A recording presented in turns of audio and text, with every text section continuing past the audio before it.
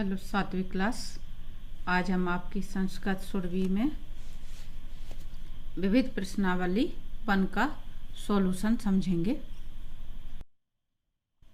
पहला प्रश्न है आपका, प्रश्नानाम एक पदेन उत्तरम लिखत। प्रश्नों के उत्तर आपको एक शब्द में लिखना है।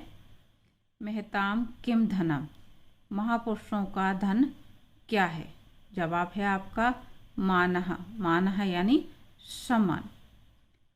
अपाठितः बालः कुत्र न शोभते, अनपढ़ बालक कहाँ शोभा नहीं देता। सभा मध्य यानी सभा के बीच में। ये आपका प्रश्न इस तरह से भी पूछा जा सकता है, सभा मध्य कह न शोभते। सभा मध्य कह न शोभते, तो उसका जवाब है अपाठित बालः। यानी सभा मध्य कहना शोभते कि सभा के मध्य में कौन शोभा नहीं देता है? अनपढ़ बालक। तो उसमें आपका जवाब हो जाएगा अपाठितः बालः। वो अभी आपका जवाब है सभा मध्य। तो दोनों प्रश्न एक दूसरे में चेंज हो सकते हैं और इस प्रश्न का आंसर है सभा मध्य और उस प्रश्न का आंसर है अपाठितः बालः।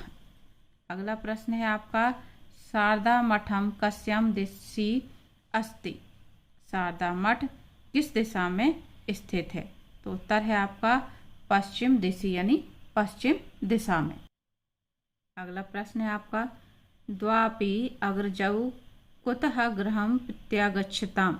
दोनों बड़े भाई कहाँ से घर आए? इंदौर नगरात। अगला, जगत गुरु कह आसीत। जगत गुरु कौन थे? जगत गुरु शंकराचार्य। शंकराचार्य थे। अगला है, सप्ताहे कति दिनानि भवन्ति। यानी सप्ताह में कितने दिन होते हैं? सप्त। सप्त मीन्स 7। अगला, सिंह कूपस्य जले किम अपश्यत। सिंह ने कुएं में जल में क्या देखा? स्वप्रतिबिंबम यानी अपना प्रतिबिंब, अपनी छाया। प्रत्नयोग्ययः कीदृशः भवन्ति। यानी प्रश्न करने के अयोग्य किसके जैसे होते हैं? किसके समान होते हैं? सुयोग्यः यानी सुयोग के। आगे है आपका एक वाक्येन उत्तरम लिखत। आपको एक वाक्य में उत्तर लिखने हैं। तो हमारा जो प्रश्न का हिस्सा है हम उसको क्या करेंगे? रिपीट करेंगे। पहला है आपका, के मानम इच्छन्ति। यानी सम्मान की इच्छा कौन करता है? कौन चाहते हैं कि उनकी सम्मान हो उनका? तो उत्तम जनः मानम इच्छन्ति। यहाँ पे के की जगह हो जाएगा उत्तम जनः और मानम इच्छन्ति हम प्रश्न में से देख करके रिपीट करेंगे।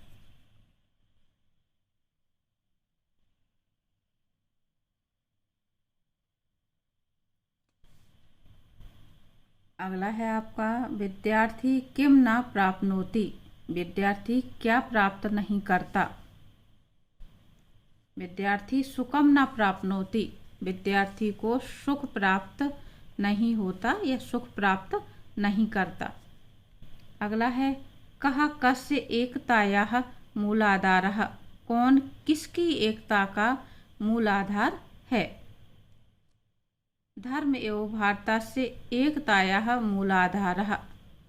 धर्म ही भारत की एकता का मूलाधार है। अगला, आंचलिक विज्ञान केंद्रम कुत्र अस्ति। आंचलिक विज्ञान केंद्र कहाँ है? आंचलिक विज्ञान केंद्रम भोपाल नगरे अस्ति। आंचलिक विज्ञान केंद्र भोपाल नगर में है। कर्मवती कम रक्षा सूत्रम प्रेषितवती। कर्मवती ने किसे रक्षा सूत्र भेजा? जवाब है कर्मवती हुमायूं रक्षा सूत्रम प्रेषितवती। कर्मवती ने हुमायूं को रक्षा सूत्र भेजा। अगला, शंकराचार्य से चत्वारः शिष्यः के। शंकराचार्य के 4 शिष्य कौन कौन से हैं? शंकराचार्य से चत्वारः शिष्यः। सुरेश्वराचार्य, हस्तामलकः, त्रोटकाचार्य, पद्मपादः च। यानी शंकराचार्य के 4 शिष्य थे।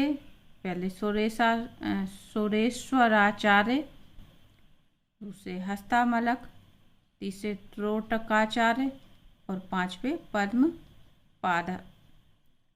तो ये 4 नाम हैं उनके।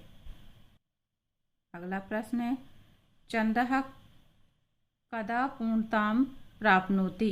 चंद्रमा कब पूर्णता को प्राप्त करता है? चंद्रः पूर्णिमायां पूर्णतां प्राप्नोति, यानी चंद्रमा पूर्णिमा को पूर्णता प्राप्त करता है। अगला, अस्माभिः कः विधेयः? हमें भी क्या करना चाहिए? अस्माभिः पुनः पुनः प्रयत्नः विधेयः, हमें बार बार प्रयास करना चाहिए। अगला प्रश्न है आपका, कोष्टकात् उचितानि पदानि चित्वा रिक्त स्थानानि पूरयेत्। कोष्टक में से उचित शब्द देख करके आपको रिक्त स्थान की पूर्ति करनी है। पहला है आपका, विद्यार्थिनः कुतः दुखम या सुखम? तो इसका जवाब है आपका सुखम। विद्यार्थिनः कुतः सुखम, ये आपके श्लोक में से लिया गया है। विद्यार्थी को सुख कहाँ, यानी सुख नहीं मिलता। वृश्चिकस्य विषम, दंते या पुच्छे, यानी जो बिच्छू होता है उसके पूंछ में विष होता है, ये बात कही जा रही, तो इसमें आएगा पुंछे। ज्योतिर्मठम दिशायाम अस्ति, तो इसका जवाब है उत्तर। अगला, भोपालस्य सरोवरे जनः कुर्वन्ति नौका विहारम या भ्रमण, तो इसमें आएगा आपका नौका विहारम। अगला है, सर्वे तूष्णी भवतु या भवन्तु, तो यह आएगा आपका भवन्तु। अगला, वर्षा गीतानि गायन्ति, गायकः या गायिका, तो इसमें आएगा आपका ये गायकः। अगला है आपका, शुक्ल पक्षे तिथि भवति, अमावस्या और पूर्णिमा, दोनों में से आपका आएगा ये पूर्णिमा। शुक्ल पक्षे पूर्णिमा तिथि भवति। आगे हैं आपके विलोम शब्द। अधोलिखित पदानाम विलोम पदानि लिखत।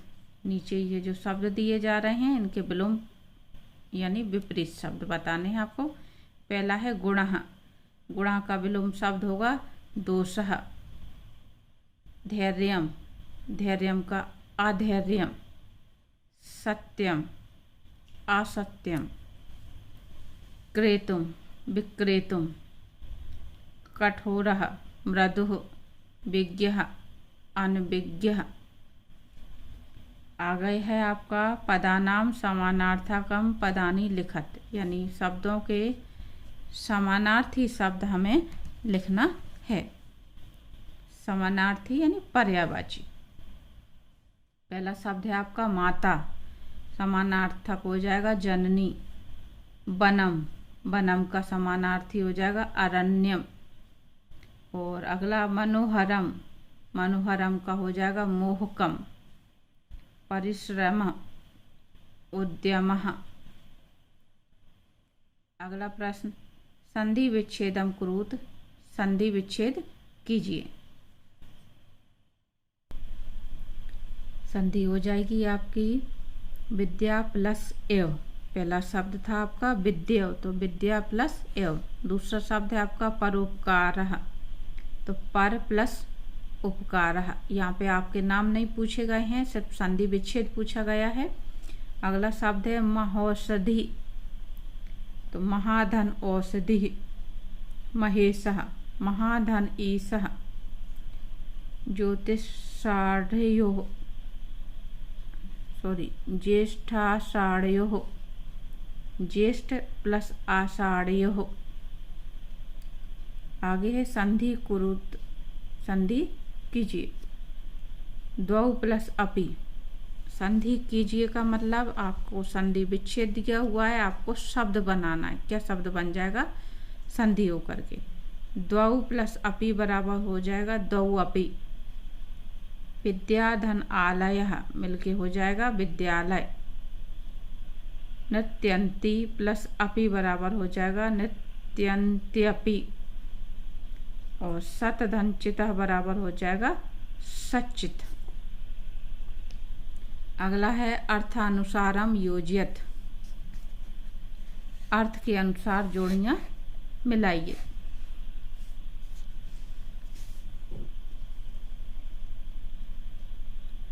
पहला है आपका भ्रात भगिन्योः स्नेहस्य महत्वम दर्शयति, तो यह आएगा आपके इसके साथ में रक्षा बंधनोत्सव।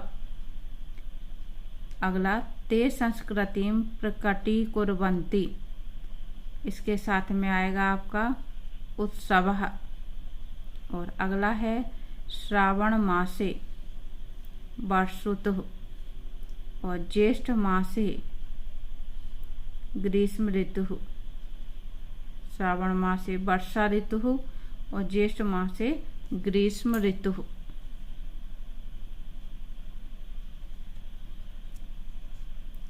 आगे है आपका धातु रूपाणाम समक्षम धातु लकार पुरुष वचनानि च लिखत, धातुओं के आगे आपको पुरुष लकार और वचन लिखना है। तो आपको उत्तर बता रही हूँ सीधा। आसीत धातु है अस, लंग लकार प्रथम पुरुष एक वचन। करिष्यामः, इस श्यामः शब्द लगा हुआ है, ये भविष्य काल का उदाहरण। क्र धातु लट लकार, लट भविष्य काल कहते हैं इसको, उत्तम पुरुष बहुवचन। अकुर्बन शुरू में आ लगा हुआ है तो ये लंग लकार को उदाहरण होगा, जैसे इसमें शुरू में आ लगा हुआ था। तो अकुर्बन में क्र धातु लंग लकार प्रथम पुरुष बहुवचन। भवती भू धातु लट लकार यानी वर्तमान काल प्रथम पुरुष एक वचन।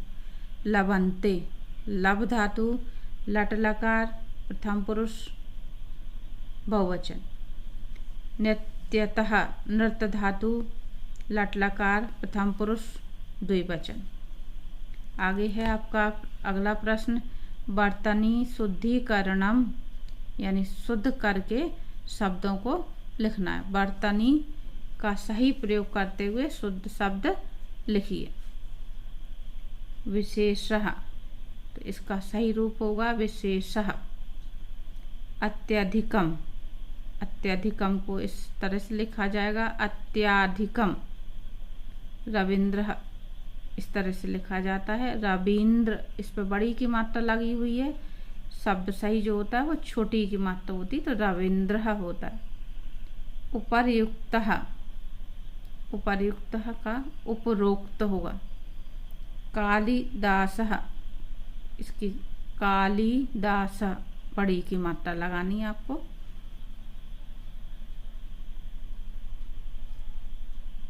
तो इसमें आपके जो सही जवाब हैं विशेषः और विशेषः, इसमें आपका कौन सा शब्द सही है? ये आपका पहला वाला शब्द सही है। दूसरा अत्यधिकम और अत्याधिकम, इसमें से आपका पहला वाला अत्यधिकम शब्द सही है। फिर आपका रविंद्र और रविंद्र, दोनों में से क्या सही है आपका? रविंद्र। उपर्युक्त या उपरोक्त, तो उपर्युक्त शब्द होता है। और अगला है कालिदास और कालिदास, तो ये आपका कालिदास शब्द सही है। यानी इसमें हमें वर्तनी जो शुद्ध करनी थी, जो शब्द गलत लिखे हुए हैं और कुछ शब्द सही लिखे हुए हैं, तो हमें सही शब्द बताना था। अगला प्रश्न है आपका श्लोक पूर्तिम कुरुत, यानी श्लोक की पूर्ति कीजिए। ये आपके श्लोक में खाली स्थान दिए हुए हैं, तो ये आपके श्लोक पूर्ति इस तरह से हो जाएगा। प्रयत्नेन धीरः समुद्रम तरन्ति, प्रयत्नेन वीरः ग्रीम लंघयति प्रत्नेन विज्ञः वियति उत्पतन्ति प्रयत्नः विधेयः प्रयत्नः विधेयः। आपके अंदर जो श्लोक दिए हुए हैं वहाँ से आप देख करके इसको सही से भर सकते हैं। सुखार्थी चेत विद्याम त्यजेत विद्यार्थी चेतम सुखम त्यजेत सुखार्थिनः विद्या कुतो विद्यार्थिनः सुखम कुतः। तो आपके इस तरह से ये श्लोक पूर्ति हो जाएंगे और यहाँ पे आपकी एक्सरसाइज जो है वो समाप्त हो रही है। तो ये आपकी विविध प्रश्नावली यहाँ पे समाप्त होती है। उम्मीद करती हूँ आपको समझ में आ गया होगा।